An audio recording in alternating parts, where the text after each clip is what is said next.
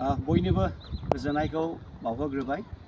दिनै जोङो बर' माहारियारि फरायसा आफादनि जानानै आसाम स्किल इउनिभारसिटियाव जों दिनै डाइरेक्टरखौ लोगो लाफैनो हादों आरो जोंनि माखासे मस्ट्रमनि HOD फोरखौबो जोङो लोगो लादों। बिथांमोनजों जोङो गोबां सावरायबाय।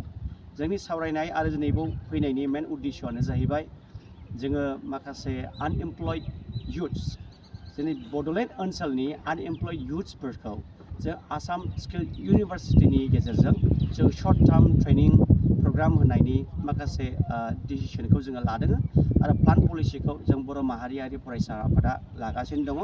दा थाबैनो जों जेरैबायदि डाइरेक्टरजों जों रायलायदों, बिथांमोना जोबोद गोजोनदों जोंखौ लोगो मोननानै आरो जोंबो गोजोननायखौ मोनबाय आरो जों जेरैबायदि आसा खालामदोंमोन निस्सय बेबायदिनो बिथांमोना दिनै आसाम स्किल इउनिभारसिटियाव जोंखौ मदद होलांगोन होननानै बिथांमोनाबो जोंनो खोथा होबाय आरो फैगौ दिनफोराव शर्ट टार्म ट्रेनिंनि थाखाय बिभिन्न डिपार्टमेन्टआव जोंखौ ट्रेनिं होनानै हेफाजाब होगोन होननानै बिथांमोना जोंनोहाय दिनैहाय फोरमायथि होदों आरो जोंबो खावलायो जोंनि बड'लेण्ड ओनसोलाव जेनाखि ड्रप आउट स्टुडेन्टफोर जानानै थानाय आनएमप्लयड युथ्सफोरखौ जोङो आसाम स्किल इउनिभारसिटियाव लाबोनानै जों ट्रेनिं होनानै सेल्फ एमप्लयडनि माखासे बेबस्थाखौ लानो हानायफोरबायदि जोङो सानदों।